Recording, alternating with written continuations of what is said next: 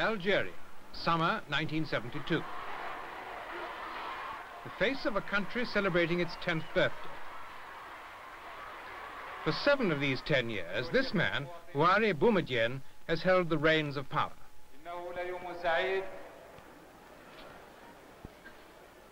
His domain defies precise labeling, an Arab nation, yet far removed from the Central Arab bloc. In parts, highly modernized, yet devotedly anti-colonialist. Geographically, part of the African continent, yet only an hour's flight from the former master, France. It's this mixture of contrast and paradox that Boumediene must hold together as he strives to modernize Algeria and consolidate her world position.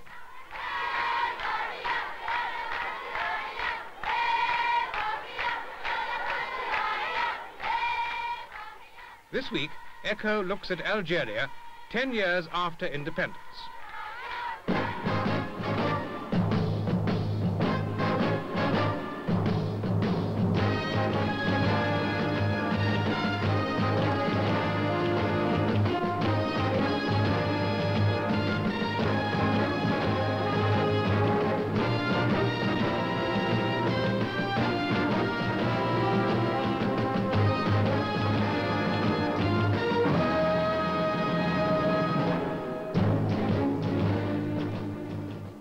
In 1962, when de Gaulle made peace with the Algerian insurgents, the French took with them civil servants, doctors, lawyers, and engineers.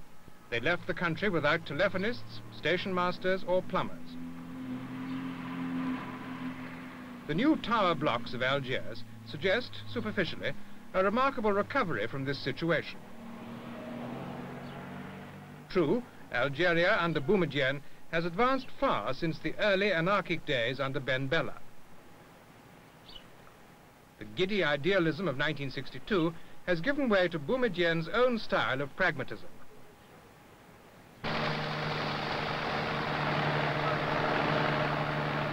And nowhere is this pragmatism better illustrated than in the changing course of Algeria's petrochemical industry.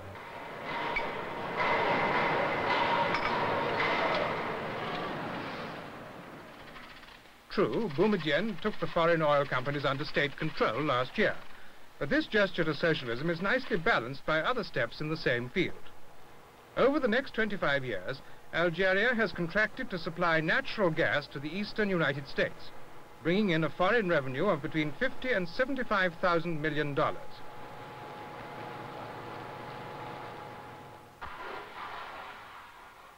And while strongly anti-capitalist, has never shown any reluctance to export this same gas to West Germany, France, Britain, and Italy.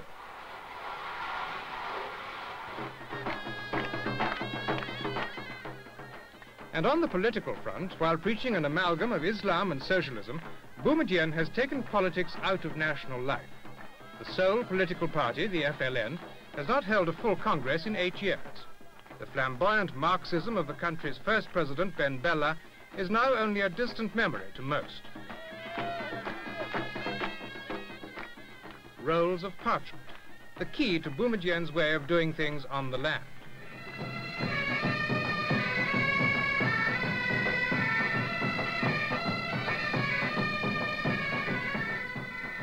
The drone of bagpipes provides an unusual overture to land reform.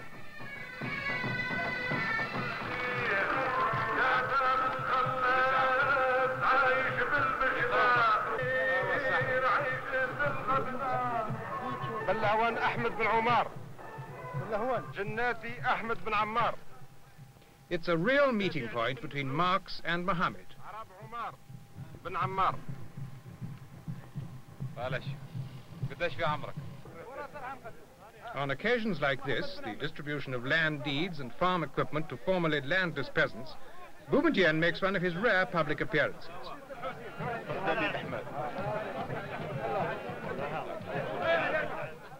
Behind the face of the statesman, a shy, rather austere, but not unfriendly man.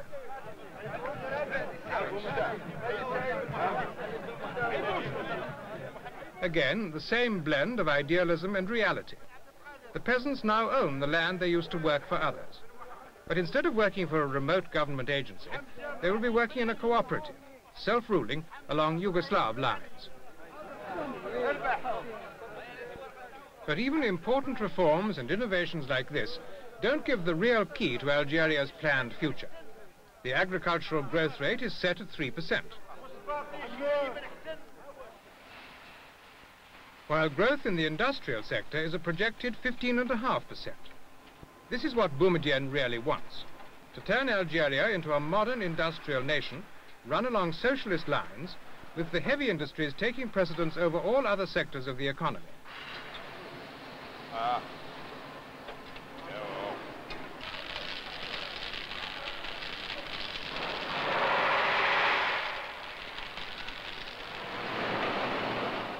The mixed pedigree of this bus and lorry plant, owned jointly by a French firm and the Algerian government, might cause a few shudders among the more orthodox members of the FLN. But Boumediene knows that dogma and development often make poor bedfellows. His aim is to develop industry, so he takes help from whichever quarter it's offered, without selling out to foreign domination.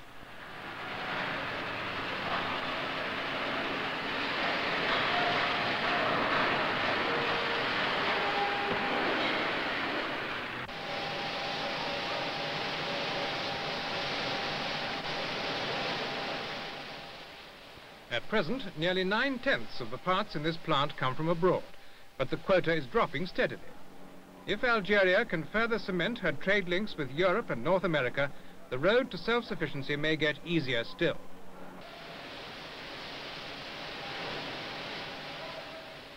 There are still some stumbling blocks to greater international cooperation. And the best publicized of them land here at Algiers airport.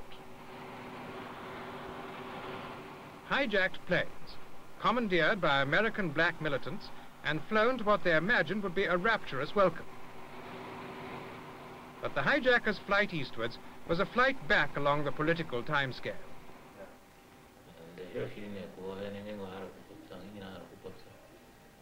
At once the enfant terrible of Africa, Algeria now acts with a newfound responsibility, returning ransom money and now, significantly, taking a hard look at the emigre groups who found shelter and support there.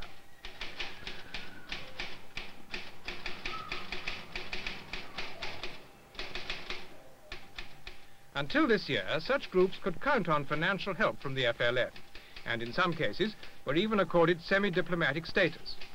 But the signs now are that time is running out, at least for some of the more extreme groups.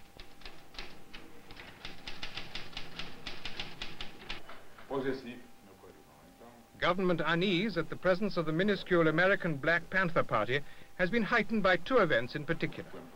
A letter from Eldridge Cleaver to President Boumediene charging him with lack of revolutionary zeal, and Cleaver's rather dubious attachments with a series of local Algerian girls.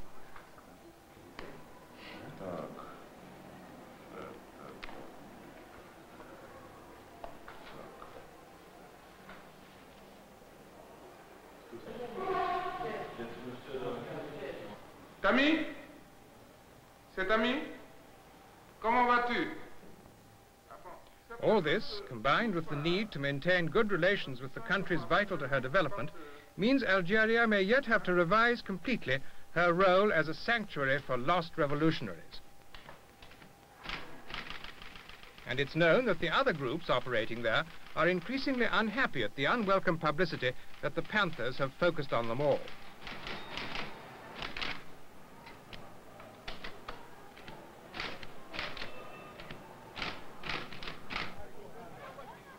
Algerians generally are beginning to realize that they face more urgent tasks than playing keeper of the world's revolutionary conscience.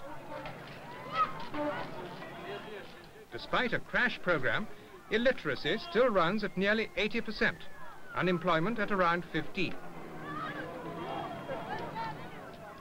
Algeria is luckier than many of its North African neighbors, with its vast oil, gas and mineral deposits, and in having a relatively stable, though authoritarian government to guide it towards its goals.